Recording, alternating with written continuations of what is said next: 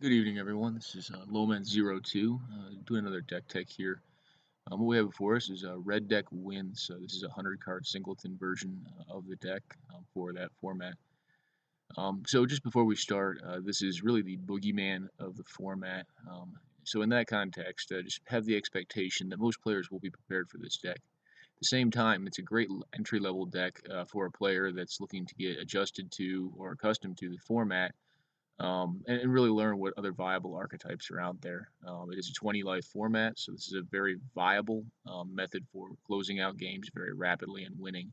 But just have the expectation going in that if you play a deck similar to this, most of the players in the format will be prepared for it, as it's a very common strategy as well. This version right here went to a 3-1 finish, got to finals in a recent PRE, the Chainsaw Massacre that's held every Saturday. All right, so to start off the deck tag itself, we'll start off with the mana base. As you can see, we're definitely playing some mountains. Um, 24 total mountains, actual mountains inside the deck. 35 total lands, which I think is probably 1 to 2 higher if you were looking to go on a more of a budget build. What allows us with this deck to go a little bit higher on the land count than I think we normally would is the fetch lands that we've put into the deck and the cycling lands. So with mono red, you're very draw dependent. If you draw one too many lands, one too few lands, you can definitely run into troubles because what this deck is about, and really why we haven't organized the deck other than in its curve, is it's really about mana efficiency over time. And the reason that it's able to win against some of the more powerful and viable archetypes inside of the format is because it's able to cast multiple spells in one turn. It's able to interact it pretty much any time on either player's turn, depending on what spells you have available inside your hand. And it's capable of closing out games relatively quickly. So you're looking at a lot of one-time effects, stuff like Shard Volley, Fire Blast, that tend to be card disadvantage, but in a way they're virtual card advantage in this deck because they render a game state where it's moot to have a 10 card hand and you could be on 0 cards and you've just won or red deck won as it goes. So going down the more interesting part of the mana base, you have a Barbarian Ring in here, great card in the deck. So anytime that you can have a land that essentially turns into a spell, given the right conditions, they're generally a benefit to add. In this case, this is essentially a mountain, although not one, that'll add red to your mana pool and deal damage to you. Because you're likely to be the fastest deck in the format, this is really not relevant to you. You don't really care how much damage you take, just as long as you deal enough so the opponent goes below 0. Threshold. You're going to reach it very fast in this. Like we said, we tend to expend a lot of resources very rapidly with this deck. So if you can get 7 cards, which Threshold is, if you have 7 cards in your graveyard, you can sacrifice this land and it'll deal 2 damage to anything you want that's not hexproof or shrouded. You can do that very easily. You tend to toss away lands. You tend to toss a lot of spells at the opponent's face or at their critters. Ideally, the former. Forgotten Cave, a mountain if you need it, but it does come into play tapped. So one thing that you'll find is the lands that do come into play tapped can be a detriment to the deck because it is a very efficient deck with a total combined mana cost average of 1.83. You want to be hitting your marks on each of the turns that you have. You really want to be efficient with the cards you have available because once you get into the mid to late game, your capability to close out a game becomes very, very difficult. All right, Teetering Peaks, great card. So another land that comes into play tapped, but in the right circumstances, this is just 2 free damage. And that's really what this deck is about: is trying to get free damage out of a recurring source of mana. Very, very good card. Key to Encampment. So in gold fishing, this card generally tends to lead to a turn slower. But I think it's a very safe hedge bet to use cards like D2 Encampment in this deck, as it gives you some reach back around Wrath effects, And it really also gives you an additional creature if you need it, that is not vulnerable to sorcery speed removal. Same is true for Mutavault. Great card, becomes a 2/2, and it attacks for you. One small synergy with it is the next man land, which is Mishra's Factory. Because of the changeling status of Mutavault, it can be pumped by Mishra's Factory if it's the first turn the factories come into play, etc. Factory itself, an additional 2/2 land, costs 1 to turn on. Normally, where I find you're using these cards specifically, the man land package for the deck, is really around turn 4 or 5. Because what you'll find is due to the efficiency of the deck, you'll start running out of really viable things to do by 5 or turn 6. So at that point, you're generally turning these on. Now, that's not to say that you're not playing a deck that has counterspell capability.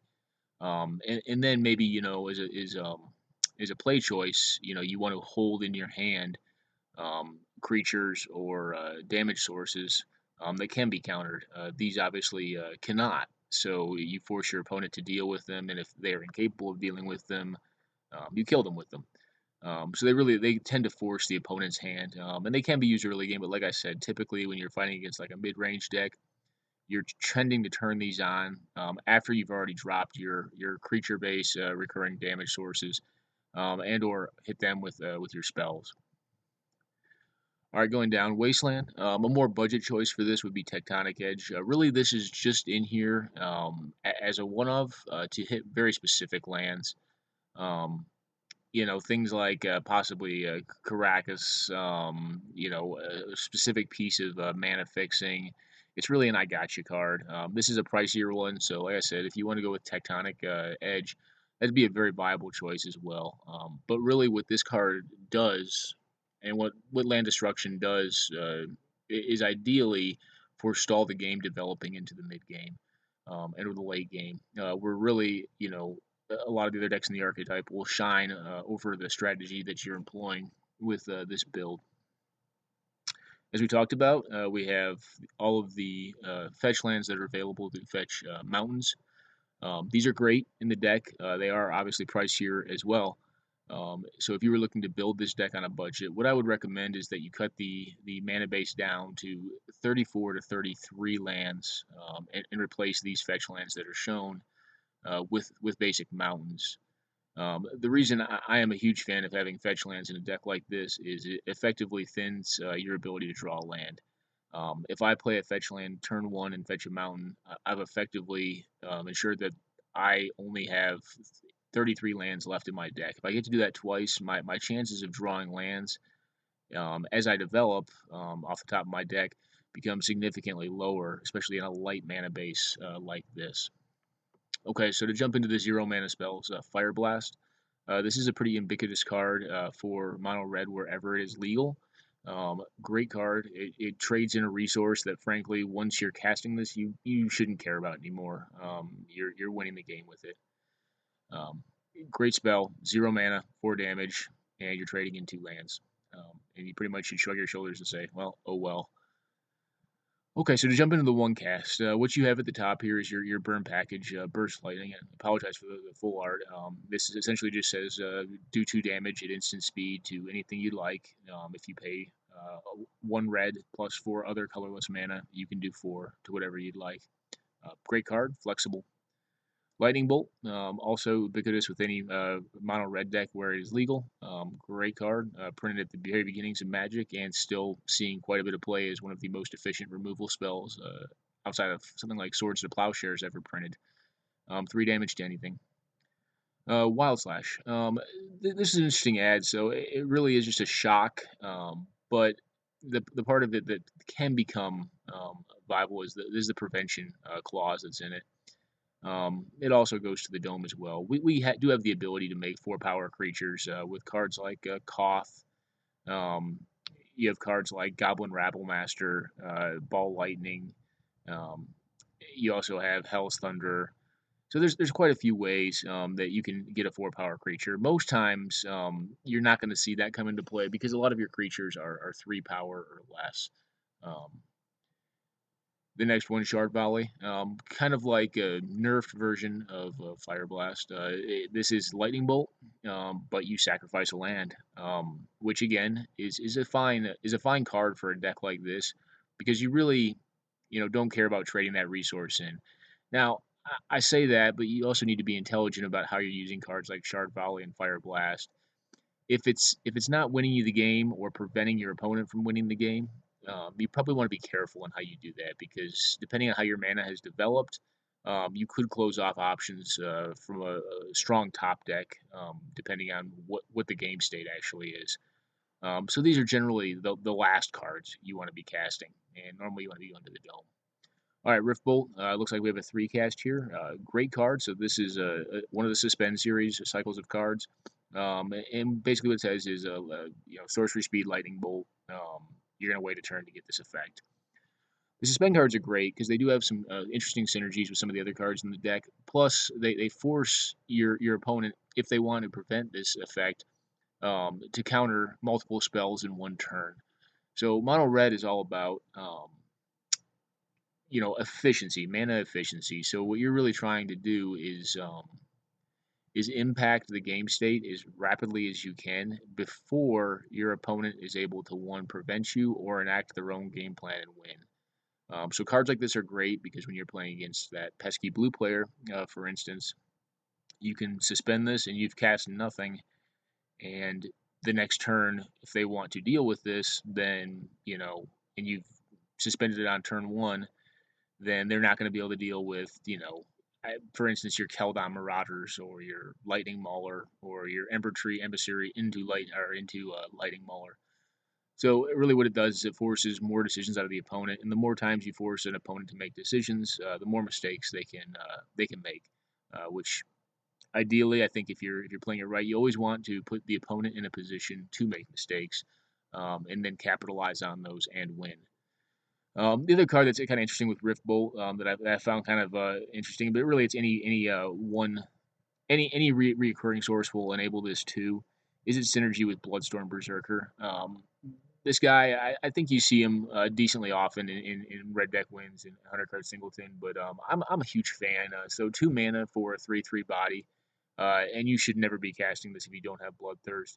It is really an efficient casting cost, and I found it comes up very often that Rift Bolt sets him up very well. Chain Lightning, great card. So a Legends card, one of the earlier Magic cards printed, 93, 94 era.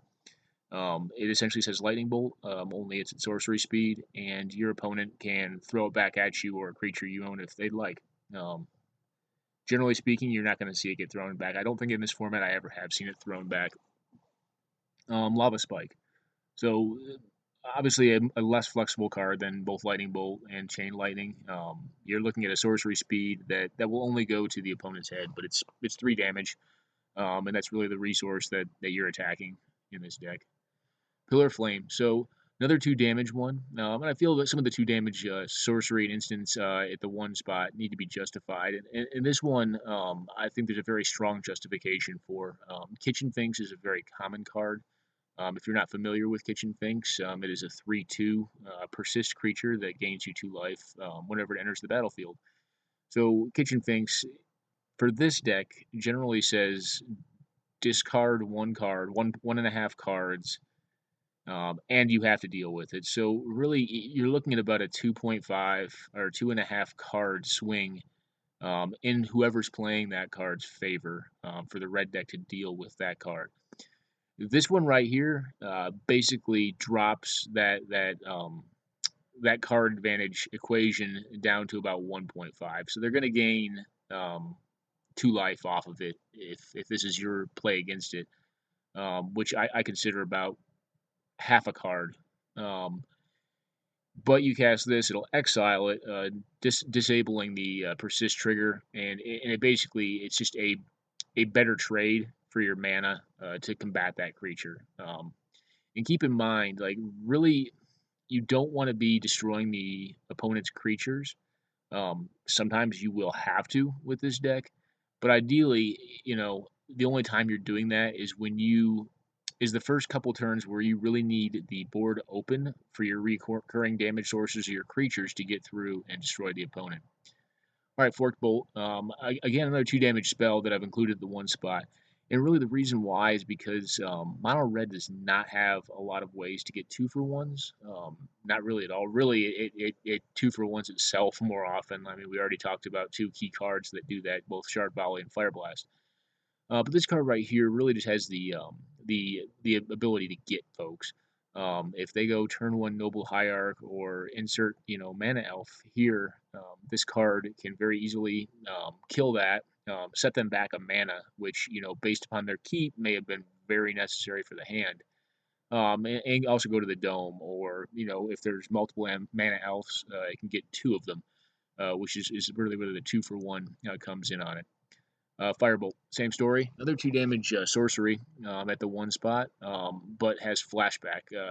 I have I have probably twice with this deck cast this for flashback, but the option exists. So, I mean, if you do end up getting to late game um, and you just need those last 2 points of damage, you can force them through with this thing if it's inside your graveyard.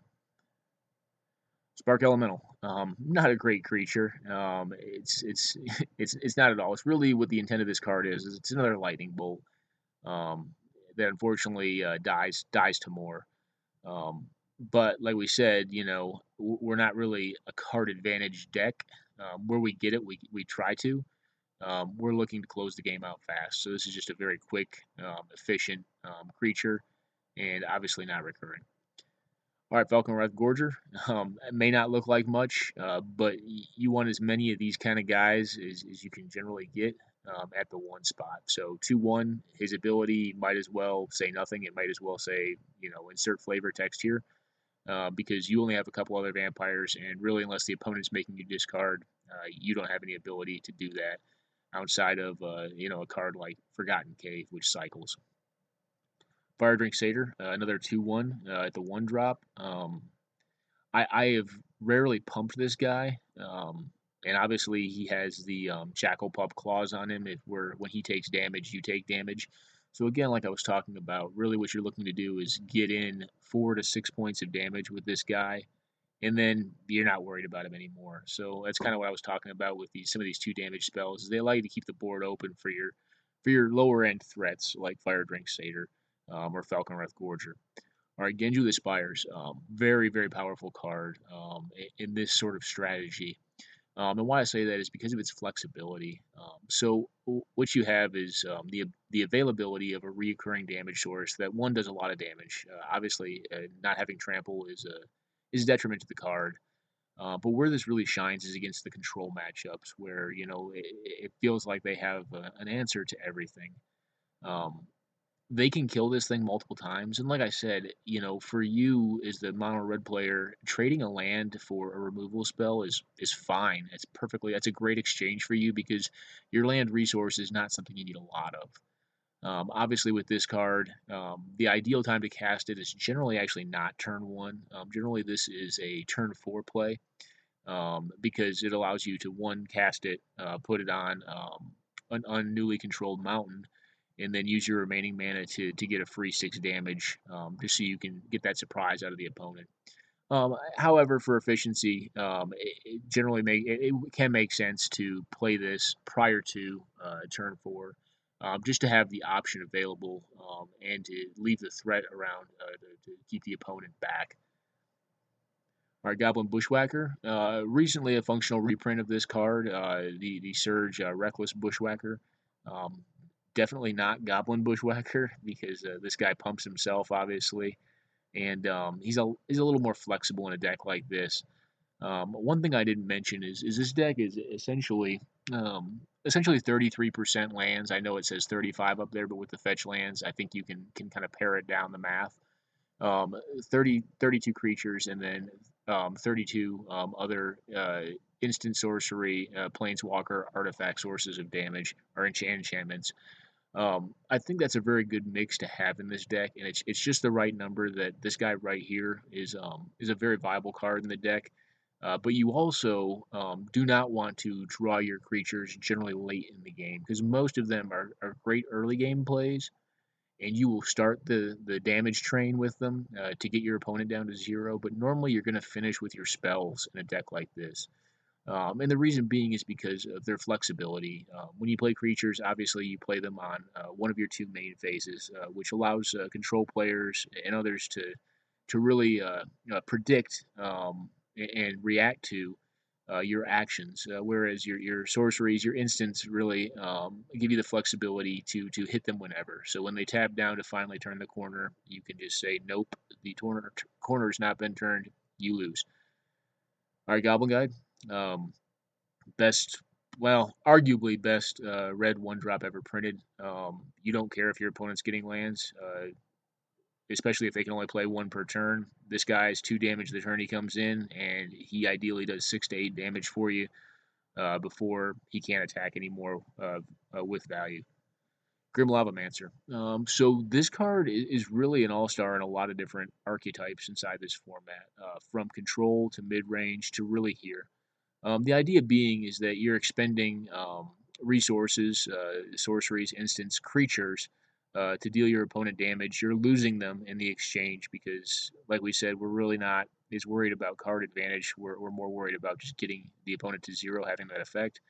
And this guy allows you to use some of the waste from that, if you will, to continue doing it. So he's a great add in here. Not a great body, obviously, a 1/1, but the 2 damage for getting rid of cards in my graveyard, which there's only a couple that I really care about keeping in there. We've already seen one in Firebolt. It's just a good exchange rate. All right, Jackal Pup. Age old card, and really it's I'm glad it's still in this deck because this deck, in a lot of ways, is reminiscent of the first Sly decks, which were really the first decks ever in Magic, where the theory came about that if you built on a curve, much like you're looking at right now, 1, 2, 3, 4, and they were proportional to when you wanted to have impact on the game, you would win more. And the theory does, I believe, work and pretty empirically shown. This card was obviously in there, and I believe the other card, which unfortunately is too dated for this deck, was Iron Claw Orcs. If you're not familiar with that one, check it out on Gatherling because you look at the cards we have available now. We get to the 2 spot, and they've definitely increased in power. All right, moving on. So Lightning Berserker, great card. Basically, it's a fireball. You you will rarely dump a lot of mana into this card. I think every time I've played it, I've probably over time dumped 2 to maybe 3 mana into it. One, it's not going to live long. And two, putting the mana into it is keeping you from doing impacting the board in other ways, putting more creatures on, or doing more powerful things. But I think it's a very valuable keep because in a top deck late game, this card is fine. You dash it in, you essentially fireball your opponent with it late game, and then put it back in hand to keep it away from the enemies or the opponent's removal. So I think it's a valued add. In goldfishing, it's not an all-star. I've goldfished this deck probably somewhere between 100 to 200 times, and it can win turn 3. It's really a turn 4 deck. This card tends to be a little slower than that. So I think when you're looking at your 1 drops, if you have multiple available to you, you don't want to have this be the first one that you cast. Um, and when I say 1 drops, I mean 1 drop creatures. If this is the only 1 drop creature you have, you play it on 1 mana. All right, so when I said arguable on Goblin Guide, this would be the second card, the second red 1 drop that a lot of folks may debate is even better. The haste prowess on Monastery Swiftspear, which is an all-star in any red format where it's legal, is huge. This card will normally equate to 5 to 7 damage from the opponent, given a good start or an opener with it. All right, Stromkirk Noble. So this is an interesting card. I think where you really see this shine is in some of the matchups that you're not good in. So this deck, Mono Red, really it can, but it has a very difficult time beating decks like Mono White, Death and Taxes, White Weenie, whatever you want to call it. But they do play a lot of humans, so that's actually not has not been an irrelevant piece of rules text on this card for me. and it's really just a grow mechanic. So it's reds, it's red mono reds form of investment from a card standpoint. So strong card, good one drop, and I'm glad to have him in the deck. All right, Vexing Devil. So this card I go back and forth on. It obviously looks great. I think at first glance you see this card and you think, wow, one red mana to do 4 damage, and or get a 4/3. Yeah. I the one so in the early game you're 100% right. That would be a perfect assessment of this card. When you top deck this guy turn 6 or 7 or 8, and you're up against it. Your mid range opponent or your control opponent has developed their board. They have a batter skull or something like that. This card really kind of does not shine. So it's not the best top deck late game. It can be, given the right circumstances. Sometimes you just get a free 4/3 because they can't take four damage. But in the cases where it is okay late game, you're already winning the game anyways. So that's the one gripe I have about the card. But because of its early game capabilities and what it does to the game, then I included it here. All right, so Zergo Bell Striker. Hey, another great one drop. So 2/2 for a red. You can't block creatures with power 2 or greater. That might as well not be there because this deck does not block. Um, he can dash. I've had it be relevant, but it generally had to do with knowing hidden information about a deck, i.e., like they play a lot of wraths, etc. All right, Rakdos Cackler is a great card. So 2/2 again. We're not going to block with it, but that's fine. We don't want to do that. Okay, Figure of Destiny. Like I said, so this card is great. One of the tough things with it is finding the time and the place to sink mana into it. Um, Oftentimes, what you'll do, and you just need to be careful when you're playing, is you'll want to leave mana open during attack phases with this, and sometimes you only attack for one, but the threat of making it a 2/2 or the threat of taking it from a 2/2 to a 4/4 will allow you to pass it through the opponent's creatures because they want to try to keep good card advantage as well, and they don't want to trade. They don't want to essentially trade damage for cards. Generally, that's not an equation for mid range to win because they're value based decks. Same is also true for control, but they're probably not blocking either. Probably swords to plowsharing this or firebolting it. Um, but just be careful with the card because honestly, it's tough to find the time to put 3 mana into this card, and you don't want to close off options by doing that because oftentimes you will tap out for the 3 mana or even the 6, but I've yet to see that with this deck because of the speed of it. Um, and once you've done that, the opponent casts a 1 mana spell or a 2 mana spell and destroys this thing, and you've just traded a card for an entire turn. Basically, you've time walked yourself because you haven't gotten the damage in. You've traded a larger amount of mana for a smaller amount of mana, which this deck never wants to do. So when I say tempo, generally I tend to mean the exchange and the rate of use of mana. I think is really what it comes down to, and that's really a huge negative tempo play. And because this deck is so reliant upon tempo itself, that's just a beating for you. All right, so going up, we talked about some of the 2-for-1s, the 2-for-1 possibles in the one drop. This is your 2-drop 2-for-1 Arc Trail. Great card. Anything that allows you to target multiple things with one card and possibly interact with them in a way to destroy them is great. And this card does a lot of work, specifically in this format, and then in a lot of formats it's legal in. Okay, Punishing Fire. So, interesting card. Normally, you see this combined with Grove of the Burn Willows. We don't have an effect like that in here, but we really don't need it. So, in 100 card Singleton, a lot of decks, like I said, are prepared for this deck very heavily. They have heavy sideboards against it. And even main deck, they're prepared to fight against aggressive strategies. This card right here, not a great exchange rate on mana for damage, but the availability of healing, the Kitchen Finks, Thragtusk, Luxodon Hierarch, you name it. Basically, your Selesnya Color Pie is very widely available, and a lot of folks use it. So this card I have seen shine. The one difficult thing you'll find with it is that often, just because of your mana efficiency considerations, you won't have a red mana open. Um, I recommend if you can, you do, because this again is not only a two. This can be a 4 or 5. It can be a many for one, if applied correctly. All right, the next one, also obviously having to do with life gain as well, is Skullcrack. Worse exchange rate than some of the cards we just looked at. You're getting 3 damage for 2 mana on this one, but the biggest clause is that they cannot gain life this turn. So when the opponent taps out for, let's say, Thragtusk, and it's about to resolve, and you Skullcrack them, it's a huge beating because they're casting cards like Thragtusk, which really effectively say to you, hey, mono red player, you're gonna discard 2 cards, and you know, our correction, you're gonna discard 3 cards because really what you're looking at dealing with on a Thragtusk is a gain. It's almost 4 because they're gaining 5 life, and I would say on average this deck's cards do 2.5 damage.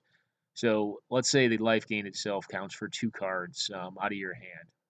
You also have a 5/3 body to deal with. Some of your creatures can fight that and die along with it, which is another card. And then you're looking at a 3/3, which you have a couple cards that can fight and can get into a fight with that and win. But for the most part, you have a lot more cards that can fight that and die along with it. So really, this card is a hedge against life gain cards. So I think as a mono red player, what you really have to look at life gain as is discard on you. So I tend to play this deck as more of a combo based strategy. It's honestly it's a lot like Storm. You're looking for a critical mass of spells that do a very specific thing. In Storm's case, they're not. They're just looking for more spells so they can eventually Tendrils of Agony you out or cast massive Empty the Warrens. But this deck plays out very similarly in regards that you're looking for a critical mass of spells. At the point in time at which you know you can win with that critical mass of spells, card advantage becomes irrelevant. Um, Up until that point, you need cards like Skullcrack that prevent effects like Thragtusk. All right, moving on. So, 100 Card Singleton, if you've yet to play it, is primarily a creature based format. So, I think you're rarely going to find that Searing Blaze, cards like Searing Blaze are dead. And sorry again for the full art. Searing Blaze essentially says do 1 damage to target creature and 1 damage to target player. Landfall, which means if a land is coming to play this turn, which is another great reason why the fetches are pretty nice in here, because you can do this then on your opponent's turn. This is an instant. Uh, if you have landfall, then you can do 3 damage to target creature and 3 damage to target opponent. Um, Moving on, Volcanic Hammer. Just sometimes you need to go with in 100 Card Singleton. There's the format has expanded a lot as far as card base, and they're always printing great mono red cards in every format because red is pretty specific in what it does. I just say that because Volcanic Hammer, we're looking at 2 mana for 3 damage. Worse exchange rate than something like Lightning Bolt or Chain Lightning. But it's one of the more efficient options out there for having this effect. Obviously, it's sorcery speed. Searing Spear, obviously a little better still. The 2 mana exchange rate for 3 damage, but we're looking at instant speed on this one right here. Good card. Incendiary Flow, again sorcery. This will exile things as well. If it would be enough damage to destroy them, then it will exile them. So this is another good card against effects like Kitchen Finks, which do have persist or any other persist capability. Um, Lightning Strike again, 2 mana exchange rate, 3 damage at instant speed. Great card. Magma Jet. So this one is one of the worst exchange rates you're going to find on a card. It's 2 damage for 2 mana, but the benefit of being able to scry is very massive in this deck because this deck does not have a lot of ability to manipulate the top deck. So oftentimes what you'll find is red decks will either burn out or they'll flood out. And this card, what it does for you is it allows you to remove a small threat from the board early or transitioning into the mid game. And then, on the opponent's turn, and then draw into what you need to draw into to win the game. Definitely found it to be very good, and it's really because of the scry effect and not because of the damage itself. Incinerate, again, sorry for full art. This is a old Ice Age card. Instant speed, 3 damage. Target creature cannot be regenerated if destroyed by this effect. Obviously, again, 2 mana exchange rate for 3 damage. Definitely get in there. All right, Flame Rift. This may be one to look at for a budget cut because I don't know what the going rate for it is right now, but this is used to be a Pauper staple. Flame Rift is 2 mana for 4 damage, which is a great exchange rate for damage. But you're also obviously looking at it doing damage to yourself. Like I said, this is not a blocking deck, and this deck really doesn't care about its life total as long as it's still able to cast spells. Um, so if you're at 1, you're fine. That's not really, you're not worried about that resource in regards to your own amount of it. All right, Searing Blood again, kind of a repeat or a functional repeat of Searing Blaze, not quite as strong. 2 damage to our creature, and if it dies this turn, it does 3 damage to the creature's controller. Creature-based format, so good card in the deck, and it has the added benefit of kind of keeping the board open for your early threats to get through damage through, and it also does damage to the opponent to speed that up. All right, Hellspark Elemental, great card. So Unearth mechanic on it. It's 3/1 Trample Haste, kind of a reprint of the effect that was on the original version of one of these, which was Ball Lightning, right here, which was a card printed in the dark and is essentially a 6/1 Trample Haste, and it dies at the end of the turn. This guy does the same thing, but you can unearth him for 2 mana. Unearth, to keep in mind, is not casting a spell. So if you do have worries that your opponent is keeping up counter magic, you can fire up one of the man lands or unearth one of these cards, or the Hellspark Elemental, and it cannot be countered. Now, it could be, for instance, stifled, and or the creature could be removed. All right, Abbot of Curl Keep. This guy just coming out of standard, I think, recently, or possibly still in it. Had a lot of positive play experience with this card in this deck. I think if you watch any video content of professional players or you are competitive yourself, you probably know this is not a 2. This is really not a 2 mana creature. It's not a second turn creature. You're looking for your third, your fourth turn to drop this guy and hit a land off the top or hit a spell you can cast off the top. So really, where this card shines is it's a very flexible card. It can be played as early as turn, or it should be played as early as turn 3, but it can also be a viable top deck on turn 8 or 9 and just win you the game out of nowhere because of what it allows you to do. All right, Kelvin Marauders, another burn staple, 3/3 body for 2 mana, great rate. And if this thing can hit, you've just spent 2 mana for 5 damage, which is epically great. Oftentimes it won't hit, but even the 2 damage and forcing them to trade or chump block this thing is worth a card out of them. Lightning Mauler. So just to mention, we do have the Lightning Mauler and the Burning Tree Emissary combo, where you essentially get 4 power into play on turn 2. It's come up before for me, but generally speaking, Lightning Mauler is just a great card to haste down some of your larger creatures, or if you draw a creature off the top and you haven't already paired this card with something else, it can have a very positive impact on the board, and then a very negative impact on the opponent's life total. Just helps kind of with that power and that speed. And as you get into our 3 drops, you'll see cards like Sin Prodder, Goblin Rabblemaster, which can really benefit from hitting the first turn they come in. All right, going down, we already talked about Stormblood. I think he's a great card. I think the Bloodthirst mechanic makes a lot of sense in a deck like this. Young Pyromancer. So this is one I'm on the fence about a bit. This is really, and we'll get to a couple other cards that I would consider investment cards, and we already talked about a couple in the 1-drop spot, specifically Grim Lavamancer. Young Pyromancer is definitely an investment card. So what I mean by that is you're playing Young Pyromancer, and generally I don't think he's an ideal turn 2 play in this deck. I think it's probably a turn 3 or turn 4 play. But you're casting this card knowing that the mana you're putting into it is not going to have the immediate impact of other cards at the same rate. So we look at a card like Young Pyromancer, and it's 2 mana for a 2/1. In and of the physical stats of the card itself, any other 2-drop that this deck runs is better.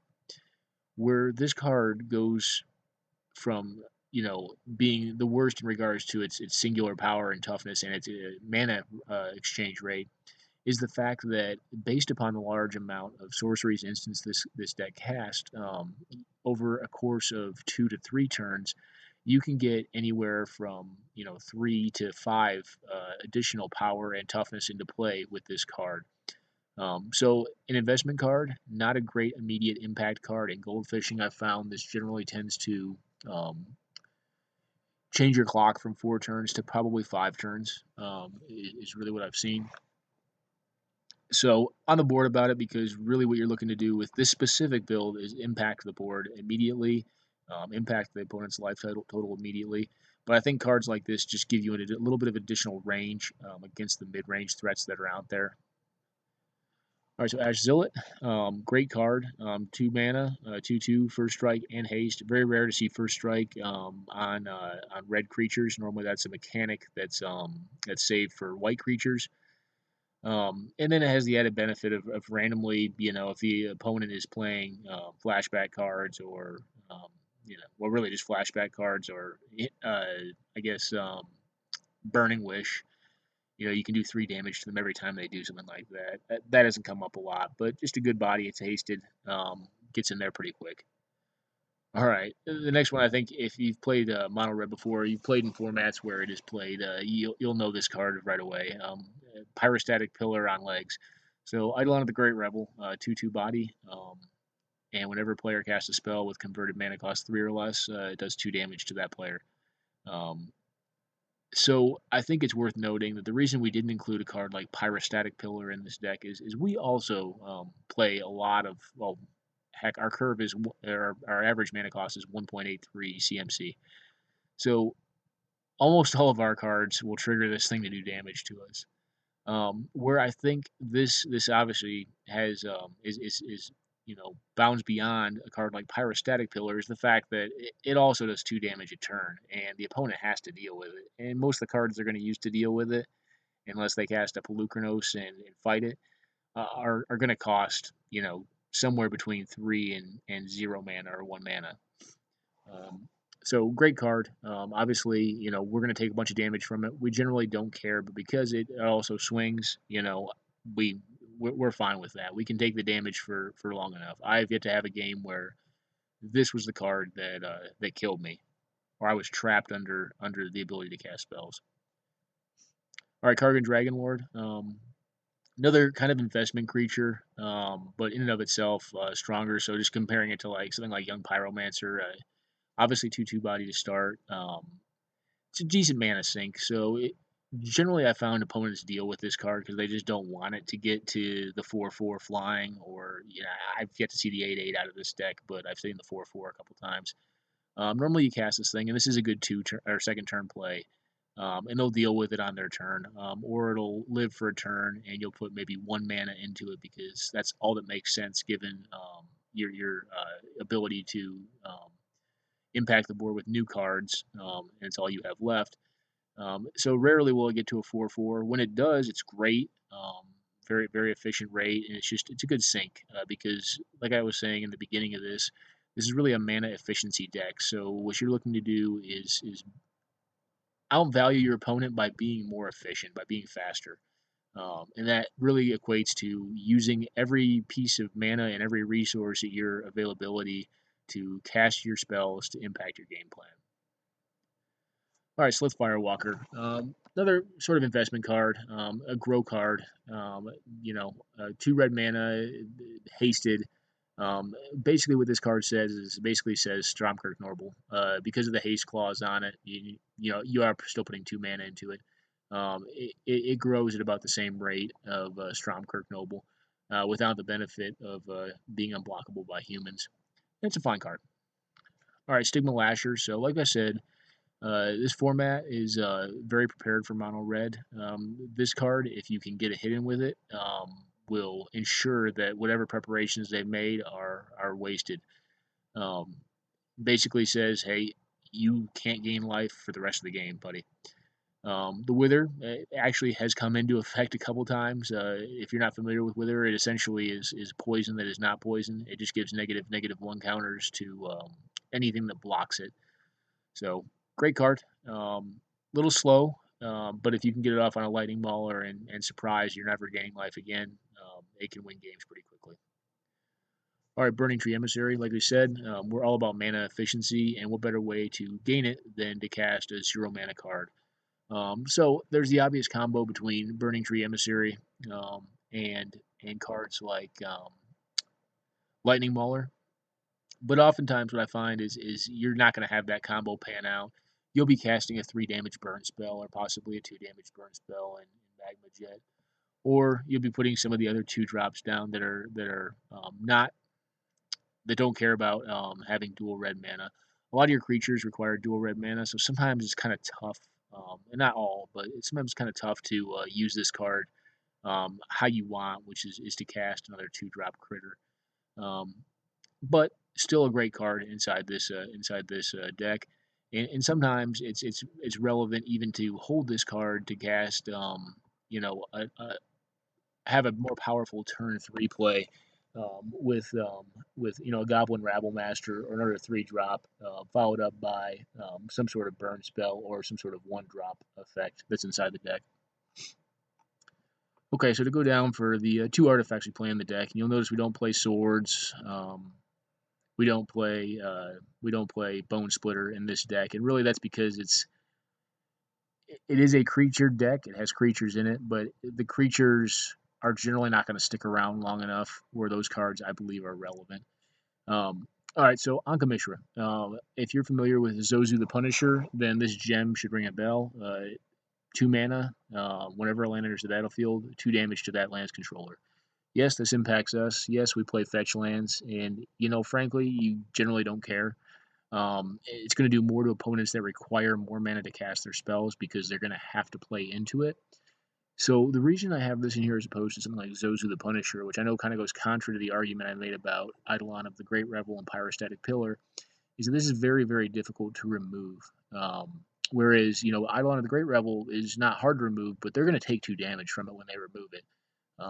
Unless they're using, a 4 or 5 mana removal spell, which if that's the case, like, that's fine with me. They've spent 4 mana to destroy my 2 drop, and I'm probably already going under their curve anyways if they're using that kind of removal.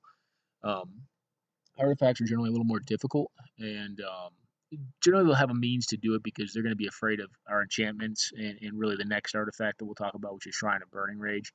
But more often than not, they don't want to spend it on this, and it's just tougher to hit. And very good effect, very old effect, great card from the original printings of this game. Okay, so Shrine of Burning Rage, All-Star in whatever format it's legal in red. This is another investment card. So, I don't get an immediate impact out of this. Games will go longer when this is in play, but this card, I think, more so than any other card in the deck, I have found to provide inevitability. Most folks would think it would be Sulfuric Vortex, which will hit in the 3 drops. But I found I won more games when I got this out on turn 2 than any other card in this deck has guaranteed me games. Because it's not hard to cast your spells. It's hard to have them have an impact, in certain game states. But this card just, it really does it all. And it's flexible in some ways because you will face decks that play cards like Core Firewalker, which is a 2/2, a protection from red that says whenever an opponent casts a red spell, you gain a life. They will play cards, and the name escapes me, but the protection from red for all of your creatures. So this gets around that, and it allows you to interact with creatures that one may have protection from red and are stopping you from attacking in the early game and are gaining a ton of life for the opponent, or to let you go right to the dome and win the game probably in about 2 to 3 turns. This thing can get pretty silly pretty fast with how many spells this deck can cast. All right, so going into the 4 drops, you have Char, great card, 4 damage for 3 mana, 2 damage to you, but remember, we don't really care how much damage we're taking. Flames of the Bloodhand, same thing, not as strong as Char because it cannot target a creature, it only targets opponents. But where this is relevant is again like in the Thragtusk scenario or a Wormcoil Engine or a Batterskull. This card just, it does the 4 damage to the dome. It's a little expensive, but it does that damage, and they're not gaining life over the course of that turn.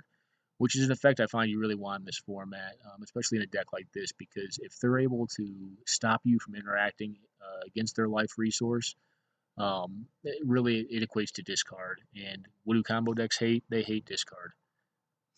All right, Flame Javelin. I falsely labeled as a 6 drop before I moved it over here to the 3 drops. You're never casting this for more than 3, and it's just a great card. So, sorry again for the full art card. Instant speed, 4 damage, creature or player. 3 mana, good rate.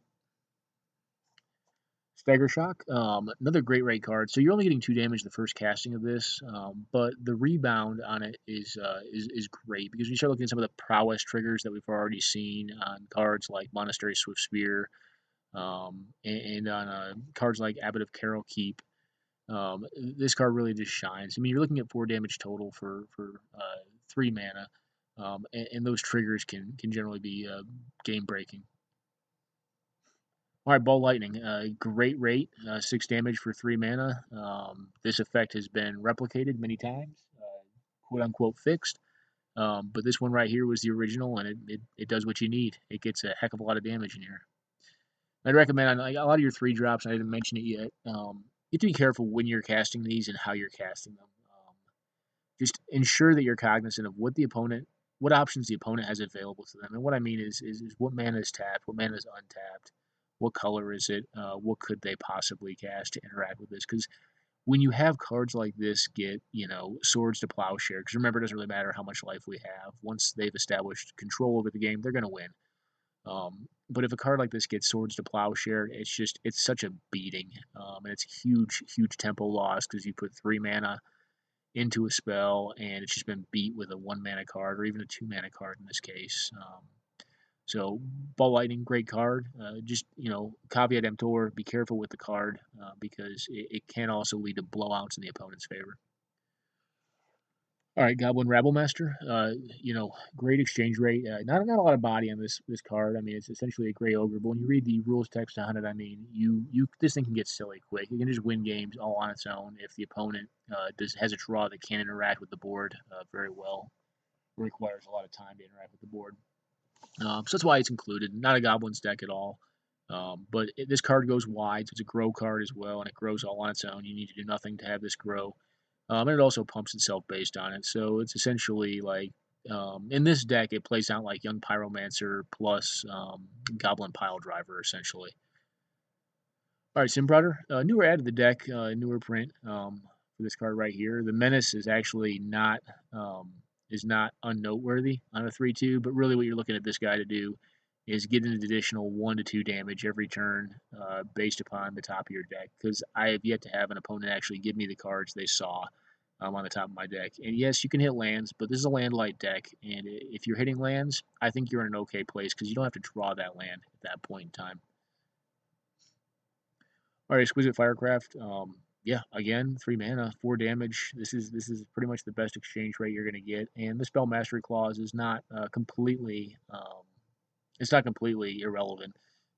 You generally will have it, but there are counterspell and control decks in the format. All right, so Hell's Thunder, a very similar card to the Hellspark Elemental. We have Unearth Mechanic again for 5 mana. This is a 3 mana, 4/4 flying haste. One thing to note on this guy that a lot of people forget, he does not have trample.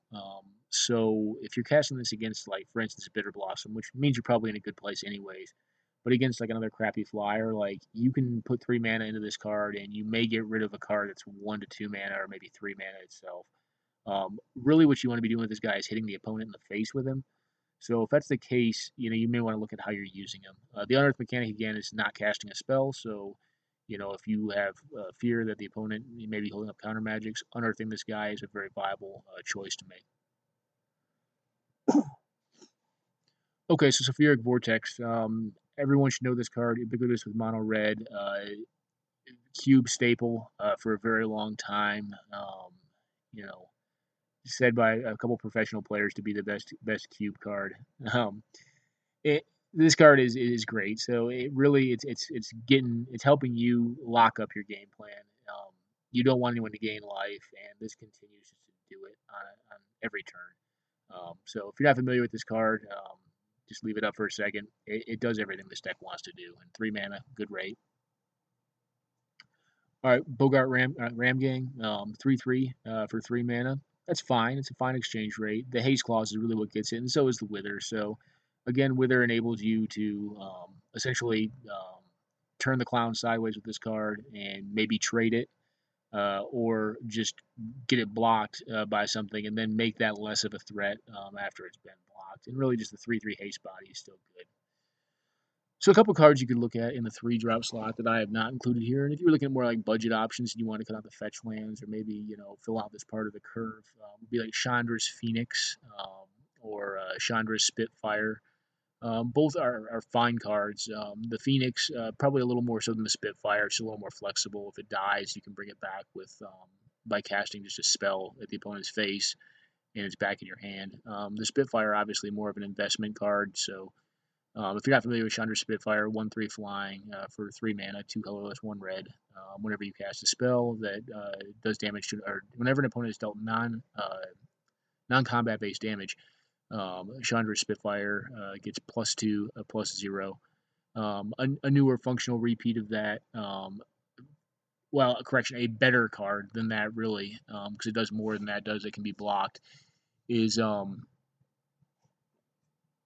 and the name escapes me. There's a goblin that's essentially a 3 mana card. When 2/2, whenever you cast a spell, it does 2 damage to the opponent's face.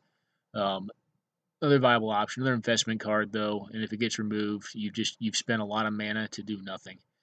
So cards like that, you'll tend to see that at one point I ran them actually in this build, but one, they're expensive. They're 3 mana, and I found that oftentimes the investment what I got out of them, the actual investment in them, just it didn't add up.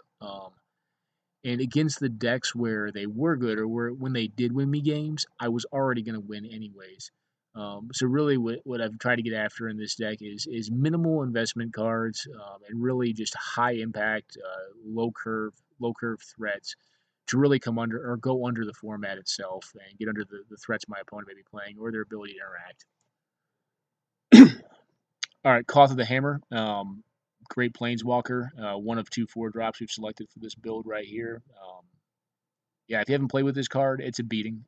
4/4, the turn it comes in. I have used the Mana Clause actually one time because it could do more damage than the 4/4 could. But yeah, just a very good card. I don't think I've ever gotten the -5 off with this deck. I just haven't had the need to because the deck just won before it. Cloth could even be used twice once it's in play. All right, Hellrider. So, like we said, we have 32 creatures in the deck, plus the man lands, which puts us up to about 35 creatures. And then you have cards that make creatures like Goblin Rabblemaster and Young Pyromancer. So this card's great. This card generally competes in the 4 slot with Hero of Oxidridge, which I think also has viable points. And maybe, if you were to take this deck, you would want to run both. Hero, the one benefit you get is cards like Lingering Souls or Timely Reinforcements become essentially moot because nothing can be blocked with Hero of Oxidridge. Plus, the Battle Cry mechanic is important as well. But Hellrider, 3/3 haste. Whenever any creature you control attacks, Hellrider deals 1 damage to the defending player. I like this guy a little bit better. So the reason why is because I think he's a better top deck and he's less situational. So the situations he really shines in is when, one, you're going to get a bad exchange rate on blocks, but you can win through triggers off of this card plus instant speed damage. For instance, think of a resolved Wormcoil Engine or resolved Batterskull, and you have some 2/1s, or 1/1s in play, and you top deck this card. Now, you obviously cannot attack with any benefit into a Batterskull with any of the cards on our 1-drop area. Once you pull this guy off, if you have already significantly damaged your opponent prior to them getting Batterskull in play, you can Alpha Strike in, and before they're even able to block and gain a life they intend on gaining, you can kill them. So, great card, and I found it's very great in this deck. All right, we'll move on now to the sideboard plan that I currently have in here. And keep in mind, sideboards, I tend to sideboard against decks I know I'm going to lose against with this deck. Which, what are you looking out for with this deck?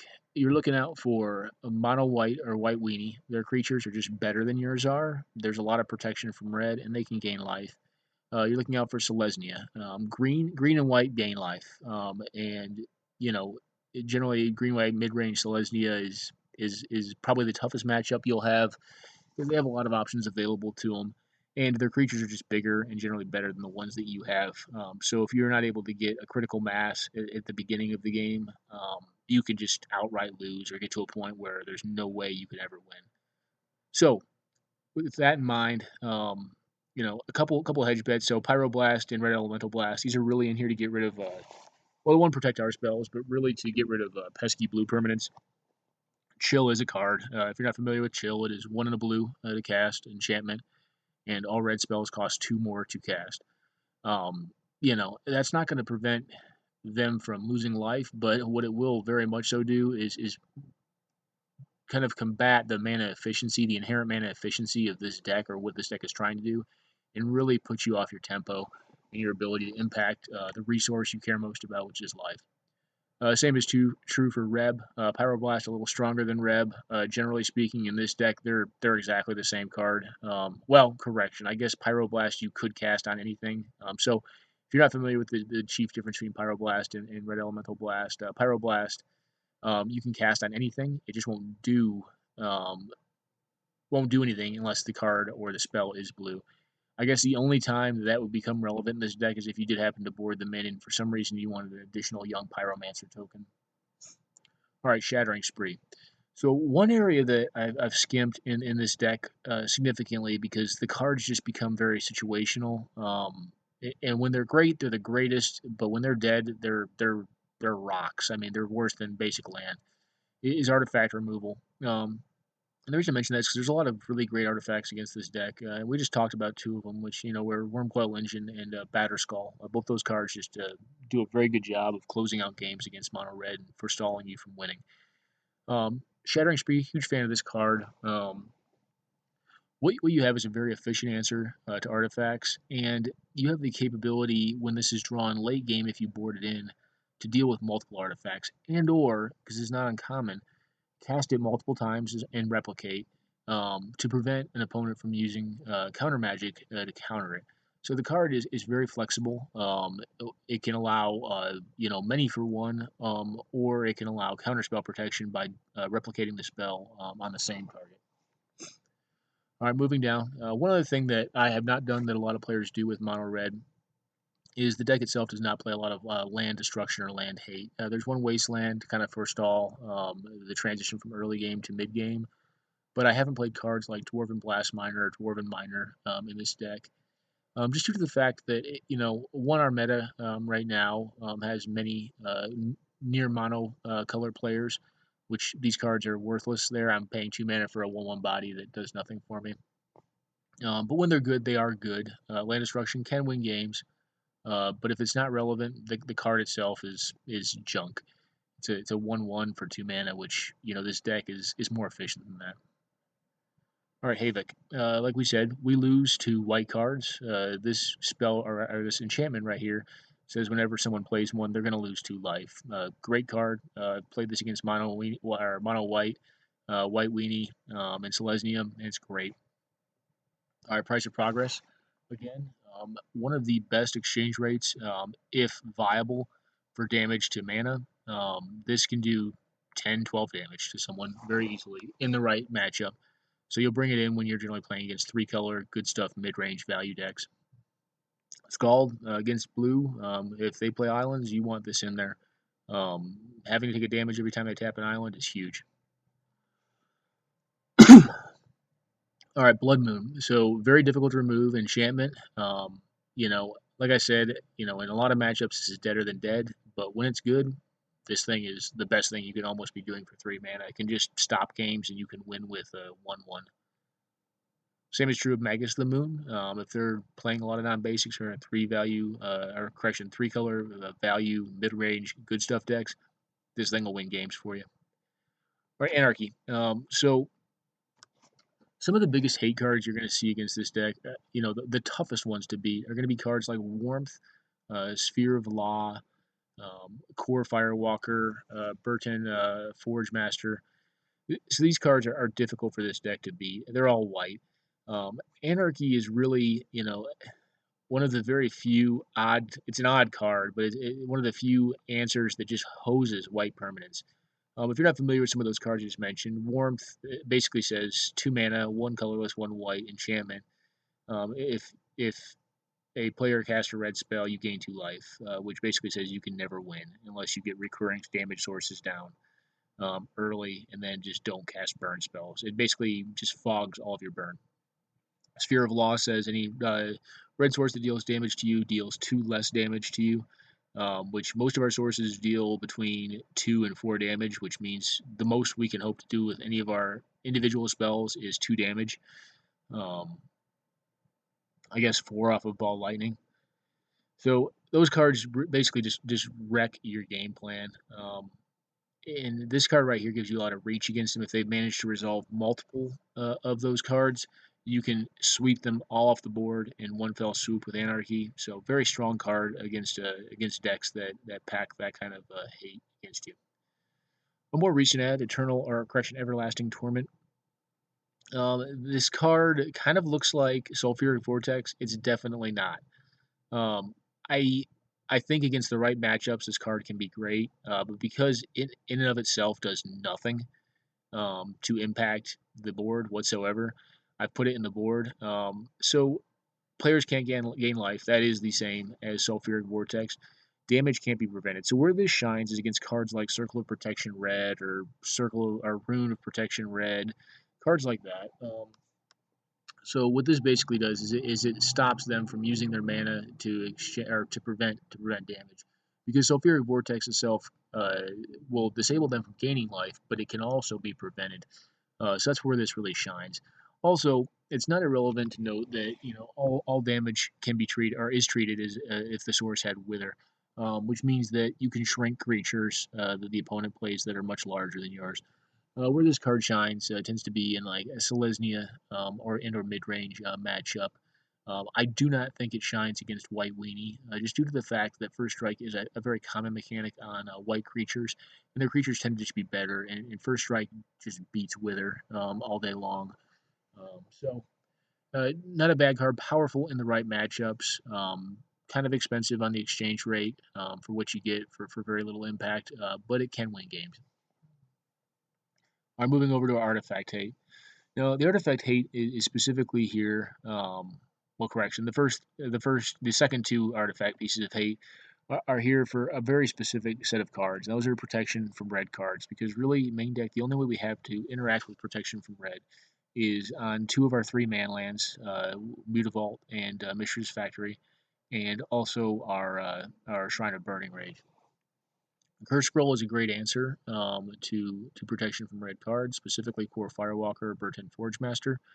3 mana is an awful lot to put into this, but by the time you get to a point where you do expend cards very fast, and if you have a card you need to deal with that has protection from red, it's going to be probably the best thing you can do with your mana, regardless. So 3 mana is an exchange rate that's acceptable. Pyrite Spellbomb, same idea. Gets rid of pro red creatures, and you can also just randomly cycle it. But if you're playing it, you probably want to save it for those kind of threats. All right, Black Vice. This card is probably one that could go up for cuts. It's an anti-control card, which like I said in the beginning, I tend to like to board to beat decks that I can't beat normally. You generally already beat control, depending on what color scheme they are. Azorius a little more challenging, but I think you are advantaged. Black Vice itself just ends control games, but since we already did anyways, it's probably something that's maybe worth that could be worth cutting, or maybe even putting main deck because it's a recurring source of non-red damage to the opponent. Another place just to know where it shines is in games where a Sphere of Law does resolve as well, because this is not red, so the 2 damage that would typically be prevented cannot be on this. Okay, so we talked about Everlasting Torment and its effects or its impacts on cards like Circle of Protection or Rune of Protection Red. Same thing can be said for Phyrexian Revoker. So the reason this is in the board is because it prevents certain key permanents from preventing or gaining life. And the specific one that this one's looking to hose out is Circle of Protection effects, because they can just stall games out to a point where the opponent can finally cast, you name a large spell and just win. So that concludes the deck tech. If you do have any questions about other budget options, or anything specific to the deck, please let me know or leave comments, and I'll get back to you. Also, in the near future, I'll look to put some games up that I've played with this deck. Like I said, it does goldfish out around turn 4. But most of your games, I think you'll find in 100 Card Singleton go to about turn 6 or turn 7, just because your opponent will have means to interact. So very fun deck. A little limited in the interaction it can have, but it can also be built on a very tight budget, with some further budget options as you look at your build.